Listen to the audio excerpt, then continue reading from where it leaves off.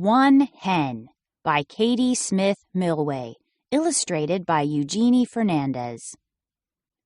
Kojo tugs the knot tight and hoists a bundle of firewood onto his head. Since his father died, he has had to quit school and help his mother collect wood to sell at the market. It is the last load of the day, and he is tired and hungry. Kojo and his mother live in a mud-walled house with an open fire for cooking. Beside it is a garden where they grow their own food. They never have much money or much to eat. As Kojo nears the house, he can smell his mother's fufu cooking. Their main meal made from cassava and yams. He begins to walk faster. Kojo and his mother live in a village in the Ashanti region of Ghana. None of the 20 families in the village have very much money, but they do have a good idea. Each family promises to save a bit of money so that one family can borrow all the savings to buy something important. The Achampong family is first to borrow the money. They use it to buy 2 cartloads of fruit, which they sell for a profit at the market. When they pay back the loan, the Duodu family borrows the money to buy a second-hand sewing machine. They plan to turn the cloth they weave into shirts and dresses to sell. One day it is Kojo's mother's turn. She uses the loan to buy a cart so she can carry more firewood to market. She also hopes to rent the cart to people who need transport. There are a few coins left over. Kojo asks if he can have them to buy something for himself. He has a good idea, too.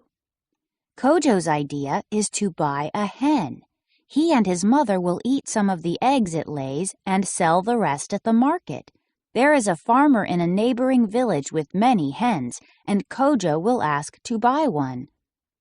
It takes Kojo 2 hours to walk to the chicken farm. By the time he arrives, he is hot and dusty. He wonders how he will know which hen to choose. There are so many. Kojo tries to look over all the chickens. A white one pecks the ground near his foot. Should he choose this hen? A speckled one flaps her wings and clucks. Perhaps she is the one. All at once, Kojo spies a plump brown hen with a bright red comb sitting in her nest and puffing out her feathers. She looks as if she would enjoy laying eggs. Now he doesn't have to think. He knows in his heart that she is the one. Kojo pays for the brown hen and puts her in a wicker basket. He gently covers the hen with a cloth and lifts the basket onto his head. As he walks home, he dreams about the future and he sees a lot of eggs in it. Eggs to eat and, if he is lucky, eggs that he can sell to buy more hens. That night he puts the basket with the hen beside his bed mat to keep it safe. This is the Kojo makes a nest for his hen from an old wash powder box and checks it for eggs every day. On the first day he finds nothing. On the second, still no. But what is this? In the corner, under some straw, a smooth brown egg. Kojo is lucky indeed. His hen does seem to enjoy laying eggs. She lays 5 eggs the first week. Kojo and his mother eat 1 egg apiece, and he saves the other 3 for the market on Saturday. On market day, he walks among the stalls of fruit, vegetables, meats, kente cloths, and calabash bowls. He finds a good place to set down his small basket and call out for customers. Kojo sells 2 eggs to Ma Achampong and 1 to Ma Duodu. He clutches his egg money tightly so he won't lose it. He is about to pack up his basket and go home when he finds another treasure. Loose grains and bits of fruit fallen on the ground that can feed his hen. Slowly, slowly, Kojo's egg money grows. After 2 months, he saves enough to pay his mother back. In 4 months, he has enough to buy another hen. Now Kojo can sell 5 eggs a week, and he and his mother have more to eat. After 6 months, he buys a 3rd hen, and he and his mother have an egg a day. Kojo is proud of his eggs, and his mother is proud of Kojo. Bit by bit, one small hen is making a big difference. These are the eggs that Kojo sells from the hen he bought. 1 year later, Kojo has built up his flock to 25 hens. He thinks the sound of chickens clucking and skittering about their enclosure is better than the beating of festival drums. But collecting eggs from so many hens is hard work. His speckled hen tries to hide her eggs. Today he finds one under a cassava plant, and his white hens peck at him when he checks their nests. Then there is his brown hen with the bright red comb, his first and still his favorite. She always seems to have a smooth brown egg for him. Selling eggs at the market has given Kojo some savings. Maybe he will use his egg money to build a fine wooden chicken coop. Maybe he will buy some things his mother needs, such as a new water bucket and a good knife. Or maybe he can pay for something he's been dreaming of, fees and a uniform, so that he can go back to school. "Your eggs have made us stronger, Kojo," says his mother. "Now go to school and learn, for both of us." These are the chickens Kojo buys with the money he got from selling the eggs. Kojo's uniform feels stiff and new as he walks to school. With each step, his lips move silently, reciting the ABCs and numbers he learned before his father died. In school, Kojo works hard to catch up with other students on reading and spelling and arithmetic. Later, he learns to write essays and solve math and science problems. And he learns about his country's history and its resources and about other countries in Africa and around the world. There are practical lessons for country life, too. How to filter drinking water with a cloth to remove parasites. How to use chicken manure and compost made from garbage to fertilize soil and grow vegetables. The lessons Kojo learns help him care for his chickens. His dreams are growing bigger, but now he sees that he will need more education to make them come true.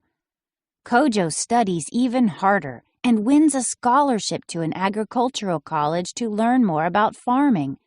His mother will care for his chickens while he is away. At college, Kojo's dreams start to take shape. The shape of a farm of his own. This is the school Kojo attends with the fees he pays from the money he made selling his eggs. After Kojo finishes college, he decides to take a big risk. He will use all the money he and his mother have saved to start a real poultry farm. He buys a large plot of land and enough wood and wire to build chicken coops. Now he needs hens, 900 of them, to start the farm. He needs another loan, and a big one. This time, Kojo goes to a bank in Kumasi, a nearby town. When the banker hears that Kojo wants to buy 900 hens, he shakes his head. He does not want to lend money to a young man from a poor family. Kojo does not give up. He goes to the capital city, Accra, and visits the bank's headquarters. Kojo waits and waits to see the bank president. The bank is near closing when, finally, the president agrees to see him. But not for long. He is a busy man. Kojo tells the banker that he has schooling and will work hard. The banker has heard such stories before and frowns. Then Kojo tells him about the small loan and the brown hen and the egg money he has used to build his flock. The banker sits back in his chair. He taps his fingers together. This is not a story he hears every day. He smiles and nods. Kojo will get his loan. The banker and Kojo shake hands. Back home, Kojo buys his hens. Soon there will be eggs, so many eggs that he will need helpers to collect them all. Kojo's hens are good layers. There are more than enough eggs for his village, so he travels to Kumasi to sell to the shopkeepers there. This is the farm that Kojo builds using the lessons he learned at college and a loan from a bank. One shopkeeper is called Lumo. Kojo knows him well. This man grew up in the same village that Kojo's father did and was his good friend. Kojo always goes to Lumo's shop last and sometimes stays for supper. He likes to hear stories about his father, and he likes the peanut stew and palm oil soup that Lumo's daughter makes. Her name is Lumusi, and she is a teacher. She has many stories about boys just like Kojo once was, boys who want to learn and who have big dreams. Kojo loves these stories and he visits more and more often. He wishes he could hear Lumusi's stories every day. One day he asks if she will be his wife. Lumusi is proud to marry Kojo and join him on the farm. Soon, Kojo and Lumusi are to be parents. As the years go by, they have 3 boys and 2 girls, all strong and clever. With the money from Kojo's eggs, they build a bigger house of cinder blocks and stucco. Kojo's mother comes to live with them and tend the garden. She will never have to sell firewood again. This is the family Kojo raises on the farm he built with money he made. Before long, many people are working on Kojo's farm. Men come to feed the chickens and clean the coops. Women collect the eggs and pack them in boxes. Still other workers drive the eggs to markets in Kumasi and Accra. The workers have families. In all, 120 people depend on the wages from Kojo's farm. Families like the Odonkers have enough food to eat and money for their children's school fees. Ma Odonker can buy medicine when her daughter Adika falls ill. Pa Odonker can rebuild the walls of their mud home with cinder blocks and buy wood-stamped adinkra cloths for special occasions. The workers on Kojo's farm can even afford livestock of their own. Some families buy a goat, others a sheep, and some start with 1 brown hen. These are the people Kojo hires to work on the farm he built. Kojo's farm is now the largest in Ghana, and his town has grown too. Some people come to find jobs on the farm and build homes for their families. Others come to the town to open shops and sell wares to the workers. One day, as Kojo tallies the accounts, he hears a knock at the door. Adika Odonker, all grown up now, is there. She greets Kojo and then holds out a small sack of coins. She tells Kojo that she has saved her wages. With just a bit more, she says, she could buy a mechanical grain mill and start a small business helping families turn their grain into flour. Would it be possible to have a small loan? Kojo knows Adika's family well. They have worked on the farm many years. He likes this idea, but he makes Adika promise that one day she will loan money to another family. Adika agrees, and bit by bit, as one person helps another, the lives of many families in the town improve, and so do the lives of their children.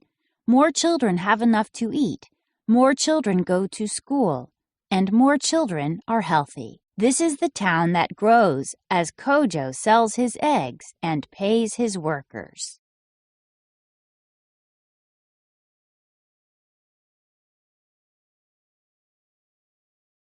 This is the country that grows as businesses like Kojo's and Adika's prosper. As the years pass, Kojo's poultry farm becomes the largest in all of West Africa. He is older now and a proud grandfather. His grandchildren visit often and help collect eggs. "Where will this one go?" they ask. "And that one?" "To Bamako in Mali," Kojo replies. "Or to Ouagadougou in Burkina Faso." Kojo's workers pack thousands of eggs a day, and Kojo feels proud each time an egg truck pulls away to take food to families in neighboring countries. By now, Kojo has paid many taxes to the government of Ghana. So have his workers and the shopkeepers who sell his eggs. The government uses the tax money to build roads, schools, and health clinics across the country. It uses the money to improve the port at Accra, where ships from many countries come to trade. One more egg truck drives away, and Kojo looks down at his youngest grandson. The next time the boy asks Kojo where an egg will go, Kojo will say, "To your future, my child." This is the way that one young boy named Kojo, with one small loan to buy one brown hen, eventually changed the lives of his family, his community, his town, and his country. It all started with a good idea and a small loan that made it come true. It all started with one hen, and it all started with one small loan to buy one brown hen.